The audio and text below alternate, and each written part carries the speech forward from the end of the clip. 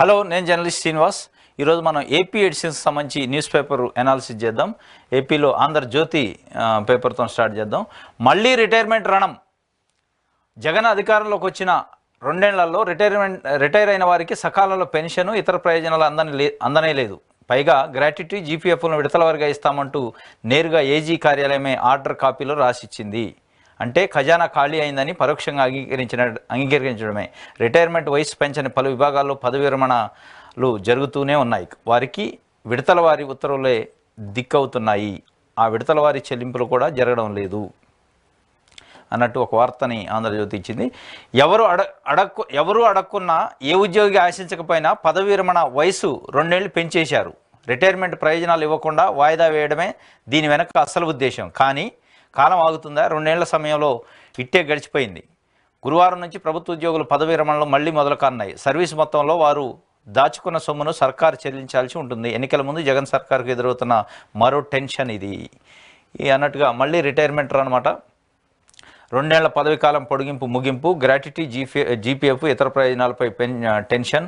గతంలో రిటైర్ అయిన వారికి అందని ప్రయోజనాలు విడతల వారీగా అంటూ చేతులెత్తేసిన సర్కారు ఉద్యోగులకు మొత్తంగా 31,800 కోట్లు బాకీ. 11 నెలలుగా నుంచి సిపిఎస్ కంట్రిబ్యూషన్ నిల్లు, 5 నెలలుగా జమకాని జీపీఎఫ్ మొత్తము. ఏజీఎల్ఐ కటింగ్స్ ఏం చేస్తున్నారో ఉద్యోగులతో జగన్ సర్కార్ ఆటలు అన్నట్టు. రిటైర్మెంట్ ఉద్యోగులకు సంబంధించి గత 2 సంవత్సరాల క్రితం ఉద్యోగుల యొక్క రిటైర్మెంట్ వయసుని 60 నుంచి 62 సంవత్సరాలు చేసిందట. అంటే 2 సంవత్సరాలు పొడిగించిన తర్వాత రిటైర్మెంట్ సమయంలో రావాల్సిన బెనిఫిట్స్ ఏదైతే ఉంటాయో ఆ బెనిఫిట్స్ ప్రభుత్వం ఇవ్వలేకనే రిటైర్మెంట్ వయసు పెంచింది అనేది ఆంధ్రజ్యోతి యొక్క వార్త సారాంశం. ఇప్పుడు మళ్ళీ ఆ 2 ఏళ్ళు పెంచిన వాళ్ళు కూడా రిటైర్మెంట్కి ఈ నెలలో ఉన్నారు. వాళ్ళకి కావాల్సిన బెనిఫిట్స్ ఇవ్వడానికి 31,800 కోట్లు బకాయిలు ఉన్నాయి. ఇవ్వలేని పరిస్థితి, టెన్షన్లో ఉంది ప్రభుత్వం, ఖజానా ఖాళీ అయింది అన్నట్లు రాశారు. కానీ రాస్తూ రిటైర్మెంట్ అయినప్పుడు ఇవ్వాల్సిన బెనిఫిట్స్ని తప్పించుకోవడానికే 2 సంవత్సరాలు వారి యొక్క పదవీకాలం అంటే ఉద్యోగ విరమణ వయసును పెంచారు అని రాశారు. కానీ కొంచెమైనా కామన్ సెన్స్ ఉండాలి. ఎందుకంటే ఉద్యోగ విరమణ వయసు 2 సంవత్సరాలు పెరిగిందంటే దానికి మీరు తీసే అర్థం రిటైర్మెంట్ బెనిఫిట్స్ ఇవ్వాల్సి వస్తుందని. మరి రిటైర్మెంట్ బెనిఫిట్స్ ఇవ్వాల్సి వస్తుందని 2 సంవత్సరాలు ఉద్యోగం ఇస్తే నెల నెల జీతం ఇవ్వాలి కదా వాళ్ళకి. ఉత్తనే చేయరు కదా. ఒకవేళ 70-80 వేలు, 1,50,000 జీతం ఉంటుంది. ఇప్పుడు ఈ బెనిఫిట్స్ కోసం ఈ బెనిఫిట్స్ ఇవ్వబడదని వాళ్ళు 2 ఏళ్ళు పొడిగించారని 2 ఏళ్ళు ఉత్తగా చేయించుకోరుగా ఉద్యోగం. ఈ 2 ఏళ్ళు బెనిఫిట్ 24 నెలల పాటు జీతం ఇవ్వాలి వాళ్ళకి. అంటే వాళ్ళు పెంచిన ఉద్దేశం, రిటైర్మెంట్ వయసు పెంచిన ఉద్దేశం ప్రభుత్వ సంఘాల నుంచి వచ్చిన డిమాండ్ మేరకు తెలంగాణలో పెంచారు, అదేవిధంగా ఏపీలో కూడా పెంచారు. దీన్ని చూసి ప్రభుత్వ ఉద్యోగులకు 60 సంవత్సరాలు రిటైర్మెంట్ వయసు ఉంటే 62 ఏళ్ళు చేసింది అది ప్రభుత్వం. దానికి రిటైర్మెంట్ వయసు బెనిఫిట్స్ని తప్పించుకోవడానికి చేశారంటే రిటైర్మెంట్ బెనిఫిట్స్ ఇవ్వడానికే నిజంగా చేసి ఉంటే వాళ్ళకి జీతం ఇవ్వకుండా ఉండాలి. మరి 24 నెలలు జీతం ఇచ్చారు కదా ఇప్పుడు. అది కూడా డబ్బులే కదా. 24 మంత్స్ శాలరీ ఏపీ గవర్నమెంట్ ఇచ్చింది అంటే కొంత ఖజానా నుంచి ప్రభుత్వానికి లోడ్ అన్నట్టుగా. ఆ లోడ్ ఏదో రిటైర్మెంట్ బెనిఫిట్స్కి పెట్టుకోవచ్చు కదా నిజంగానే వాళ్ళు తప్పించుకోవాలి అనుకుంటే. ఇది చాలా దురుద్దేశపూర్వకంగా వార్త రాసినట్టు. ఎలక్షన్ టైంలో టెన్షన్ అట. ప్రభుత్వ ఉద్యోగులు ఎవరైతే ఉన్నారో రిటైర్మెంట్ వాళ్ళని భయాందోళనకు గురి చేయటం, మీ బెనిఫిట్స్ తప్పించుకోవడానికి మీ ఏజ్ పెంచిండు అంటేనే రిటైర్మెంట్ వయసు పెంచిండు అంటే దాని అర్థం 24 నెలలు వాళ్ళకి జీతం వస్తుంది. ఇప్పుడు పని చేసి ఎవరైతే డ్యూటీ చేస్తారో వాళ్ళకి ఇస్తున్నాక మళ్ళీ రిటైర్మెంట్ బెనిఫిట్స్ ఇప్పుడు ఇవ్వాల్సిందే, తప్పదు. ఏ ప్రభుత్వం ఉన్నా ఇవ్వాలి. దాని నుంచి తప్పించుకోవడానికి ఎట్లుంటుంది? 4 రోజులు అటు ఇటు ఇవ్వాల్సిందే. కొంచెం ఆర్థిక పరిస్థితులు, ప్రభుత్వానికి ఉన్న లోడ్స్ను బట్టి 1 నెల అటు ఇటు ఇస్తారు. కానీ మొత్తం తప్పించుకోవడానికే ఏజ్ పెంచినట్టు, ఏజ్ పెంచడం వల్ల వాళ్ళకి బెనిఫిట్స్ రావట్లేదు అన్నట్టు క్రియేట్ చేసే ప్రయత్నం ఇక్కడ మీరే చెప్తున్నారు. అది ఆ ప్రయోజనాలు, రిటైర్మెంట్ ప్రయోజనాలను తప్పించుకోవడానికి ఏజ్ పెంచిండు. మరి ఇప్పుడు ఇవ్వాలని మీరు చెప్తున్నారు కదా. ఇప్పుడు కూడా ఇవ్వాలి కదా. ఏజ్ పెంచిన తర్వాత 2 ఇయర్స్ గడిచిన తర్వాత ఇప్పుడు బెనిఫిట్స్ ఇవ్వాలి. 24 మంత్స్ వాళ్ళకి జీతం కూడా ఇచ్చారు కదా, వాళ్ళకి బెనిఫిట్ అయింది కదా. అంటే రాబోయే తరం ఉద్యోగులు కూడా 62 ఏళ్ళు టైం పెరిగిద్ది కదా. ఇది కనీసం వార్త రాసేటప్పుడు రిటైర్మెంట్ బెనిఫిట్స్ తప్పించుకోవడానికి వయసు పెంచండి ఎవరు అడగకపోయినా అంటే 24 ఏళ్ళు జీతం అయితే ఇస్తాడు కదా. నిజంగానే రిటైర్మెంట్ బెనిఫిట్స్ తప్పించుకోవడానికి అయితే ముందే ఇచ్చేసి అయ్యాలని ఇంకో 2 ఏళ్ళు గడిపితే ఇప్పుడు ఇచ్చేటోడు కదా రిటైర్మెంట్ బెనిఫిట్స్. లేదు, ఆ 24 జీతం పెడితే బెనిఫిట్స్ అన్నీ అయిపోయాయి కదా, వాళ్ళకి ఇవ్వాల్సిన బెనిఫిట్స్. వాళ్ళపైన ఒక సదుద్దేశంతో ప్రభుత్వం 2 ఏళ్ళు పెంచింది ప్రభుత్వ ఉద్యోగులు ఓవరాల్గా. తెలంగాణలో పెంచారు, ఏపీలో పెంచారు. వాళ్ళ ప్రభుత్వం ఉద్యోగుల యొక్క డిమాండ్లో అది ఒక భాగం. PRC, retirement benefits, old pension scheme ఇట్లాంటివన్నీ ఒక భాగం. దాన్ని మీరు లేదు జగన్మోహన్ రెడ్డి వాళ్ళకి రావాల్సిన రిటైర్మెంట్ బెనిఫిట్స్ తప్పించుకోవడానికి ఇచ్చిండు, ఏజ్ పెంచిండు అడగకపోయినా. ఏజ్ పెంచిండు అంటే 2 ఏళ్ళు వాళ్ళకి బెనిఫిట్ అయినట్టు. కానీ మీరు ఇట్లాంటి వార్తలు రాసి పలసన అయ్యే పరిస్థితి ఇది. అంటే మీరు జగన్మోహన్ రెడ్డి ప్రభుత్వం పైన ఉన్న ఆక్రోశం, ఈర్ష్య, ద్వేషాన్ని ఇట్లా ఎలగక్కుతున్నారు. ఇది చాలా తప్పు. ఇది ఒక వార్త అయితే, ఇంకొక వార్త ప్రధానంగా పక్కనే ఇచ్చారు. మారణాయుధాలతో మైనింగ్ సోదాలు. టీడీపీ సానుభూతి పర్ల ఫ్యాక్టరీ లక్ష్యం అధికారుల వాహనాల వైసీపీ నేతలు కర్రలు, కత్తులు, కారం ప్యాకెట్లు కూడాట. వీరెవరని నిలదీసిన పరశూరు ఎమ్మెల్యే ఏలూరి నీళ్లు నమిలిన మైనింగ్ విజిలెన్స్ ఏడీ ప్రతాప్ రెడ్డి. గుట్టు రద్దవడంతో జారుకున్న వైనం. వైసీపీ నేతలను వెంట వేసుకుని మైనింగ్ విజిలెన్స్ అధికారులు తనిఖీలు. వాహనంలో కర్రలు, కత్తులు, కారం పొడి ప్యాకెట్లతో రాక. బాపట్ల జిల్లా మార్టూరు, బల్లికురవ మండలాల్లో Telugu Desam party MLA Parchur MLA Eluri Sambasivarao అనుచరుల గ్రానైట్ ఫ్యాక్టరీలో లక్ష్యంగా మంగళవారం జరిగిన తతంగం ఇది. అంటే ఇది మైనింగ్ ఆఫీసర్లు కత్తులు, కటార్లు, కారం పొడి తీసుకొని వచ్చిన వ్యాన్కి సంబంధించిన వెహికల్కి సంబంధించిన ఫోటో వేశారు. పక్కన వైసీపీ నాయకుడు కోరుకొండ శ్రీనివాస్ అట, ఆయన పక్కనే మైనింగ్ ఏడీ అట. ఈయన ఏడీ, ఈయన వైసీపీ నాయకుడు. నాకు తెలిసి ఇది వైసీపీ లీడర్ అయి ఉండొచ్చు. ఈయన కంప్లైంట్ చేసిండు ఆ క్వారీ పైన, ఆ మైనింగ్ పైన, అక్కడ అవకతవకలు ఉన్నాయి. ఆయన కంప్లైంట్ మేరకు వీళ్ళు వచ్చారు తనిఖీలకి. మైనింగ్ విజిలెన్స్ ఏడీ వస్తే కత్తులు, కటార్లు తీసుకొని ఈ ఆఫీసర్ వచ్చిండని ఆంధ్రజ్యోతి పేపర్లో రాసిండు.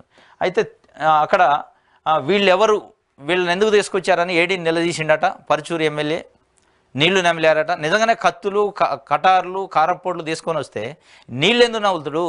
నిజంగానే మీరు చేసింది మారణాయుధాలతో సోదాలన్నారు. మారణాయుధాలతో నిజంగానే వస్తే వాళ్ళ ఇంటెన్షన్ మారణాయుధాలతో దాడి చేయడానికి వస్తే దాడే చేసేవాళ్ళు కదా. మీరు అడగానే నీళ్ళు ఎందుకు నవ్వులుతారు?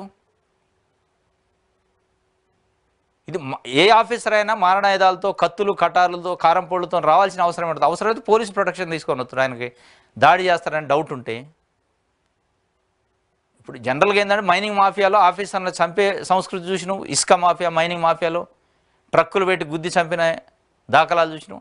అట్లాంటి ప్రొటెక్షన్ అంటే పోలీసులను తీసుకొని వస్తారు. మారణాయుధాలతో ఎందుకు వస్తారు? నిజంగానే మారణాయుధాలతో నిజంగానే ఆయన ఇంటెన్షను దాడి చేయాలి అక్కడ ఏదో అని వస్తే నీళ్లు నమిలే పరిస్థితి ఎందుకు ఉంటుంది? నిజంగానే కత్తులు తీసుకొని వచ్చే పరిస్థితి ఉన్నాక నీళ్లు నములుతారు ఎవరైనా? ఇది ఒకవేళ నిజంగానే కత్తులు, కటార్లు ఆఫీసర్లు తెస్తే తప్పే. కానీ మీరు అనే ఉద్దేశం ప్రకారం వాళ్ళు వచ్చి ఉంటే ఆ కత్తులతో దాడి చేసేవాళ్ళు కదా. ఎందుకు నీళ్ళు నవ్వులుతారు? ఇది మీరు రాసే వార్తకి ద్వంద్వ నీతి ఉంటుంది ఇందులోనే. మీరే మారణాయుధాలతో వచ్చినట్టు మళ్ళీ అడిగితే నిలదీస్తే నీళ్ళు నవ్వులుతాడా? కత్తులు నిజంగానే కత్తులు తీసుకొని వచ్చిన రౌడీలో మొక్కలు అయితే నీళ్ళు నవ్వులుతాడా? దాడే చేస్తారు. వైసీపీ నాయకులను ఎంట పెట్టుకొని వచ్చిండంటే వైసీపీ నాయకులతో కంప్లైంట్ అన్న ఇచ్చి ఉండాలి. ఆ వైసీపీ నాయకుడే. అది మీరు రాయరు కంప్లైంట్ ఇచ్చిన సంగతి. ఎస్, నిజంగానే వైసీపీ నాయకులు కంప్లైంట్ ఇవ్వకుండా ఏడీ పక్కన పెట్టుకొని వస్తే తప్పే, దాన్ని నిలదీయచ్చు. కానీ కత్తులు, కటార్లు అనేది ఆఫీసర్లు పట్టుకొచ్చారని మీరు చెప్పటం అనేది, దాన్ని మళ్ళా నీళ్ళు నమిలిండు ఆ ఎమ్మెల్యే అడగగానే అనేది ఇది చాలా హాస్యాస్పదంగా ఉంది. ఇది ఆంధ్రజ్యోతి పేపర్ సంబంధించి. నెక్స్ట్ సాక్షి పేపర్ చూద్దాం. ఏపీ సాక్షి ఎడిషన్. సాక్షి ఎడిషన్లో అన్ని యాడ్స్ ఇచ్చిండు జగన్మోహన్ రెడ్డికి సంబంధించి ప్రభుత్వాన్ని. సాక్షి పేపర్లో నవయుగంపై జగన్ సంతకం. అక్కా చెల్లెలకు ఆస్తి పత్రాలు. 30,61,000 మందికి మహిళలకు పక్కా రిజిస్ట్రేషన్తో ఇళ్ల స్థలాలు. నేటి నుంచి మహిళల పేరుతో రిజిస్ట్రేషన్, కన్వీనియన్స్ డీడ్స్ కూడా. పట్టా పొందిన నాటి నుంచి 10 ఏళ్ల తర్వాత సర్వహక్కులు. ఎన్ఓసి కోసం అధికారుల చుట్టూ తిరగాల్సిన అవసరం లేదు. 10 ఏళ్లకు ఆటోమేటిక్గా సేల్ డీడ్గా మారునున్న కన్వీనియన్స్ డీడ్. పేదలకు పూర్తి భరోసా. విలువైన స్థిరాస్తి సమకూరుస్తున్న ప్రభుత్వం. గ్రామ, వార్డు సచివాలయాల్లోనే రిజిస్ట్రేషన్లు. యుద్ధ ప్రతిపాదికన పూర్తిగా సన్నాహాలు. గ్రామ పంచాయతీ కార్యదర్శులను సబ్ రిజిస్ట్రార్లకు గుర్తించి రిజిస్ట్రేషన్ చేసే అధికారాలు. ప్రభుత్వం తరపున రిజిస్ట్రేషన్ చేయనున్న విఆర్ఓలు. గత ప్రభుత్వాలు పేదలకు ఇచ్చిన ఇళ్లకు జారీ చేసింది డి పట్టాలు మాత్రమే. తొలిసారిగా రిజిస్ట్రేషన్ చేసి కన్వీనియన్స్ డీడ్స్ ఇస్తున్న సర్కార్ సీఎం జగన్దే అన్నట్లు. ఇది పేదంటి మహిళల శిరస్సులపై వైఎస్ జగన్ ప్రభుత్వం అలంకరిస్తున్న ఆత్మగౌరవ కిరీటం. సాధికారికత పథకంలో మహిళలను ముందడుగు వేయించే ఉజ్వల ఘట్టం. ఒకేసారి 30,61,000 మందికి ఇళ్ల స్థలాలు పట్టాలు ఇవ్వడం ఒక జాతీయ రికార్డు.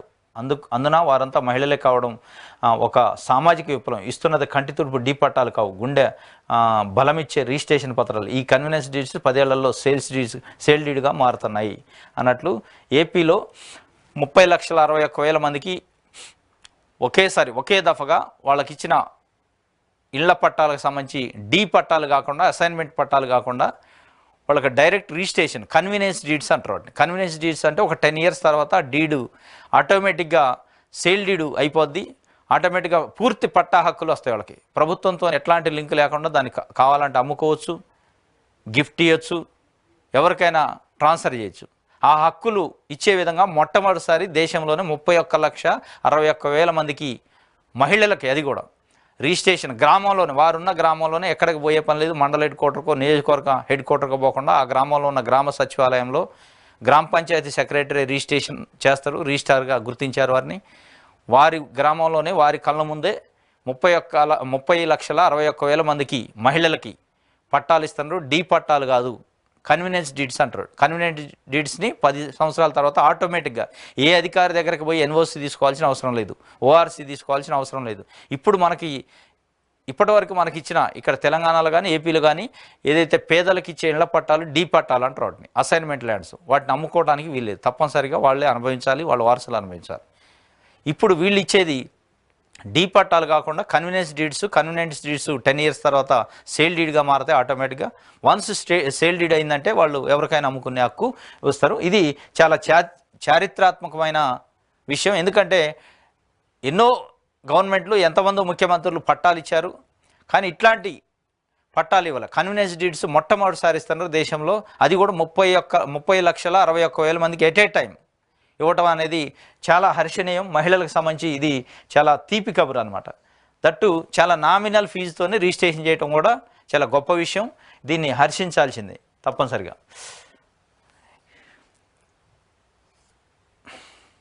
ఇది సాక్షి సంబంధించి. నెక్స్ట్ మనం ఈనాడు పేపర్ చూద్దాం.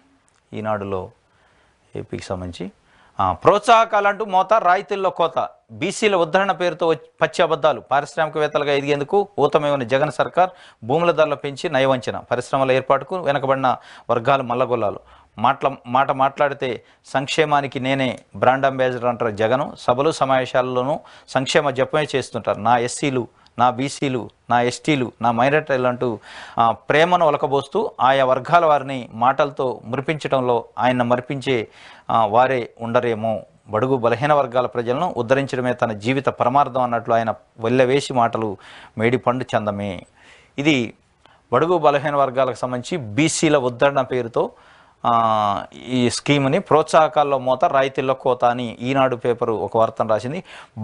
బడుగు బలహీన వర్గాల ప్రజల సంక్షేమమే తన ధ్యేయమని ప్రగల్భాలు పలికే జగన్ రాష్ట్రంలోని బీసీలకు అన్యాయం చేశారు. వైకాపా అధికారంలోకి వచ్చిన తర్వాత ప్రవేశపెట్టిన 2020, 23, 27 పారిశ్రామిక విధానాలు ఇందుకు నిదర్శనం. బీసీ పారిశ్రామికవేత్తలు భూములు కొనుగోలు చేసేందుకు గత ప్రభుత్వం కల్పించిన రాయితీలను జగన్ ప్రభుత్వం పూర్తిగా తొలగించింది. దీంతో పెట్టుబడి వ్యయం పెరిగి బీసీలు తీవ్రంగా నష్టపోతున్నారు. గత ప్రభుత్వం ఇచ్చే వాటిని గత తెదాపా ప్రభుత్వం ఎస్సీ ఎస్టీ పారిశ్రామికవేత్తలతో సమానంగా బీసీలకు ప్రత్యేక పారిశ్రామిక ప్యాకేజీ 2015 అమలు చేసింది. పరిశ్రమల ఏర్పాటు నిమిత్తం పారిశ్రామిక పార్కులు, ఎస్టేట్లలో కొనుగోలు చేసే భూములకు ఏపీఐసి నిర్దేశించిన ధరలో 50% చెల్లిస్తే సరిపోయేది. మహిళా పారిశ్రామికవేత్తలు అయితే మరో 10% రాయితీ ఇచ్చే ప్రోత్సహించింది. గత తెదాపా ప్రభుత్వం స్థిర మూలధన పెట్టుబడితో 35% రిబేట్ ఇచ్చింది. చిన్న పెట్టుబడులతో పరిశ్రమలు ఏర్పాటు చేసే వారికి ఊరట కల్పించింది కూడా. వైఎస్ఆర్ ప్రభుత్వం రాయితీలను ఇవ్వట్లేదట. బీసీలకు సంబంధించి బీసీ పారిశ్రామికవేత్తలు ఎవరైతే ఉన్నారో ఔత్సాహికులు, పరిశ్రమలు పెట్టాలి, బిజినెస్ చేయాలనే వాళ్ళకి తెలుగుదేశం ప్రభుత్వం ఎస్సీ ఎస్టీలకు ఇచ్చే మాదిరిగానే బీసీలకు కూడా 50% రాయితీతో ఏపీఐసి నుంచి భూములు ఇచ్చేదట. అంటే ఉన్న ధరలో సగం పే చేస్తే చాలు. మహిళలకైతే 60% రాయితీ ఇచ్చేది. ఇది వారు చెప్తుంది. తెలుగుదేశం పార్టీ తర్వాత వైకాపా వాళ్ళ యొక్క పారిశ్రామిక విధానంలో ఆ రాయితీని బీసీలకు ఎత్తేసింది, బీసీలకు అన్యాయం చేస్తుంది, బీసీలు పారిశ్రామికవేత్తలు కాకుండా చేస్తుంది అనే విధంగా వాళ్ళ యొక్క పారిశ్రామిక విధానం వైకాపాకి సంబంధించి ప్రభుత్వాన్ని ఉంది. బీసీలని తెలుగుదేశం పార్టీ ఆదరించింది, పారిశ్రామికవేత్తలను చేసింది. వైఎస్ఆర్సీపీ పార్టీ వాళ్ళని అనగదొక్కుతుంది, వాళ్ళ యొక్క రాయితీలను కోత విధించింది అని రాశారు. తెలుగుదేశం పార్టీ 2015లో వారి యొక్క పారిశ్రామిక విధానంలో 50% బీసీలకు ఎస్సీ ఎస్టీలతో పాటు రాయితీ ఇచ్చింది అంటున్నారు, రిబేట్ ఇచ్చింది అంటున్నారు, 35% మూలధనంలో, మహిళలకు 60% రాయితీ ఇచ్చింది అంటున్నారు. ఎంతమంది బీసీలు పారిశ్రామికవేత్తలు అయ్యారు 2014 నుంచి 2019 వరకు? ఆంధ్రప్రదేశ్లో ఎంతమంది బీసీలని మీరు పారిశ్రామికవేత్తలు చేశారు? వాళ్ళు పెట్టిన పరిశ్రమలు ఏంటి, వాళ్ళకి ఇచ్చిన భూములు ఏంటి, వాళ్ళ పరిశ్రమలు ఏ స్థాయిలో ఉన్నాయి ఇప్పుడు చెప్పగలుగుతారా? అంటే మీరు అనేది ఏంటంటే బీసీలకి తక్కువ ధరలో, ఎస్సీలకి ఎస్టీలకి తక్కువ ధరలో భూములు ఇస్తే పరిశ్రమలు పెడతారు, వాళ్ళ పేరు చెప్పి కొంతమంది బడా పారిశ్రామికవేత్తలు బిజినెస్లు నడుపుకోవచ్చు, రాజకీయ నాయకులు బిజినెస్లు నడుపుకోవచ్చు. మీరు ఎట్లయితే రామోజీ ఫిలిం సిటీకి ఇంకా కొంతమందికి అప్పట్లో దారాదత్తం చేశారు ప్రభుత్వ భూముల్ని, అప్పుడున్న తెలుగుదేశం పార్టీ ఇక్కడ ఉమ్మడి ఏపీలో కొన్ని వందల ఎకరాల అసైన్మెంట్ ల్యాండ్స్ పేదల భూముల్ని రామోజీ ఫిలిం సిటీకి అప్పనంగా కట్టబెట్టింది. అట్లా కట్టబెట్టాలి మీకు కూడా, వాళ్ళ పేరు చెప్పి మీరు గాజేయాలనే ఒక ప్రయత్నం చేయటం తప్ప ఎక్కడ బీసీలు నిజంగానే బీసీలకు ఇస్తే హర్షణేమే. మీరు ఇచ్చిన 2015 నుంచి తెలుగుదేశం పార్టీ ఇచ్చిన 19 వరకు ఎంతమంది పారిశ్రామికవేత్తలు చేసింది బీసీలని? వాళ్ళు ఎక్కడ ఉన్నారు? ఏం పరిశ్రమలు పెట్టారు? ఎంతమందికి ఉపాధి ఇచ్చారు చెప్పండి. ఒక్క బీసీ కాలే పారిశ్రామికవేత్త ఇప్పుడైనా అప్పుడైనా. ఇవన్నీ మాటలు చెప్పుకోవటం, ఈ పార్టీ అయినా ఆ పార్టీ అయినా మాటలు చెప్పుకునే పరిస్థితి తప్ప ఏ ఎస్సీని, ఏ ఎస్టీని, ఏ బీసీని పారిశ్రామికవేత్తలు చేశారు? న్యూస్ పేపర్లు మీ చేతిలోనే ఉంటాయి, ఛానళ్ళు మీ చేతిలోనే ఉంటాయి, ఫార్మా కంపెనీలు మీ చేతిలోనే ఉంటాయి, మిగతా అన్ని రకాల ఇండస్ట్రీస్, హాస్పిటల్స్ మీ చేతిలోనే ఉంటాయి. మళ్ళీ మీరు ఉద్ధరించినట్టు ఎస్సీ ఎస్టీ బీసీలని తెలుగుదేశం పార్టీ అయితే ఆకాశానికి ఎత్తింది, పెద్ద పెద్ద పారిశ్రామికవేత్తలను చేసింది. ఎక్కడ చేసింది? ఎక్కడ ఉన్నారు ఆ బీసీలు? తెలుగుదేశం పార్టీ 15 సంవత్సరాల అధికారంలో ఉంటే బీసీ జపం చేసింది. బీసీలు కూడా తెలుగుదేశం పార్టీని అదేవిధంగా భుజాలపైన ఎత్తుకున్నారు. ఏ బీసీ పారిశ్రామికవేత్త అయిండు ప్రభుత్వం యొక్క ప్రోత్సాహం వల్ల? చూపిండి, ఒక్క బీసీని చూపిండి పెద్ద ఇండస్ట్రియలిస్ట్ అయిండు ప్రభుత్వ ప్రోత్సాహం తీసుకొని అని. ఎక్కడ కాలే. ఇంకా వాళ్ళ పేరు చెప్పి మీరు పబ్బం గడుపుకొని వాళ్ళకు 1,50,000 రూపాయల ఆదరణ అని, ఆ స్కీమ్ అని, ఈ స్కీమ్ అని పనికిరాని పెట్టి వాళ్ళకి ఏదో చేస్తున్నట్టు కలరింగ్ ఇచ్చి మీరు దోచుకునేవి మీరు దోచుకున్నారు తప్ప ఇది నిజంగానే బీసీలని నిర్లక్ష్యం చేసింది జగన్ ప్రభుత్వం అంటే విమర్శించాల్సిందే. కానీ మీరేదో గతంలో బాగా పొడి చేసినట్టు, గతంలో తెలుగుదేశం పార్టీ మొత్తం బీసీలను ఉద్ధరించినట్టు, బీసీలు మొత్తం అభివృద్ధి అయినట్టు, పారిశ్రామికవేత్తలు ఇండస్ట్రియలిస్టులు అయినట్టు, పెద్ద పెద్ద బిజినెస్ మ్యాగ్నెట్లు అయినట్టు వాళ్ళని తయారు చేసినట్టు ఎక్కడ చేశారు? ఏ బీసీ ఏపీలో కానీ తెలంగాణలో మీరు పరిపాలించిన అప్పుడు కానీ ఇప్పుడు కానీ ఏ బీసీ పారిశ్రామికవేత్త అయిండు ప్రభుత్వం రాయితీల వల్ల? ఎవరికి ఇచ్చారు మీరు రాయితీ? ఇంకా ఎస్సీ ఎస్టీ బీసీల పేర్లు చెప్పి మీ ఏదైతే అప్పటి ముఖ్యమంత్రి కానీ వాళ్ళ అనుచరులు కానీ వాళ్ళ అనుచరుల చుట్టూ ఉన్న వ్యక్తులు వాళ్ళ పేర్లతోని అనేక రకాలుగా ప్రభుత్వ భూములను దోపిడీ చేశారు, ప్రభుత్వ రాయితీలను పొందారు. ఇట్లాంటివి చేసి ఇప్పుడు మళ్ళీ ఏదో ముసలి కన్నీరు గార్చే మాటలు మాట్లాడుతాను. ఇది సభా సమయం అట. నేటి నుంచి పార్లమెంట్ సమావేశాలు. ప్రస్తుతం లోక్సభకు చివరి ఇవే.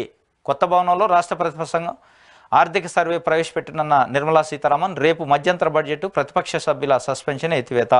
మధ్యంతర పద్దు మురిపిస్తుందా? రేపు తాత్కాలిక బడ్జెట్ను ప్రవేశపెట్టనున్న కేంద్రం. రైతులకు పెట్టుబడి సాయం పెరుగుతుందంటూ అంచనాలు. ఇది పార్లమెంట్ సమావేశాలుగా సంబంధించి నేటి నుంచి 31 జనవరి నుంచి ఫిబ్రవరి 9 వరకు పార్లమెంటు బడ్జెట్ సమావేశాలు ఉంటాయి. ఓట్ ఆన్ అకౌంట్ తాత్కాలిక మధ్యంతర పద్దును ప్రవేశపెట్టే అవకాశం ఉందట. దానికి సంబంధించి ఒక వార్తని ఇచ్చారు. అదేవిధంగా కిందనే 5 నుంచి అసెంబ్లీ సమావేశాలు. తొలి రోజు ఉభయ సభలను ఉద్దేశించి ప్రసంగించిన గవర్నర్ 7 లేదా 8న ఓట్ ఆన్ అకౌంట్ బడ్జెట్ అట.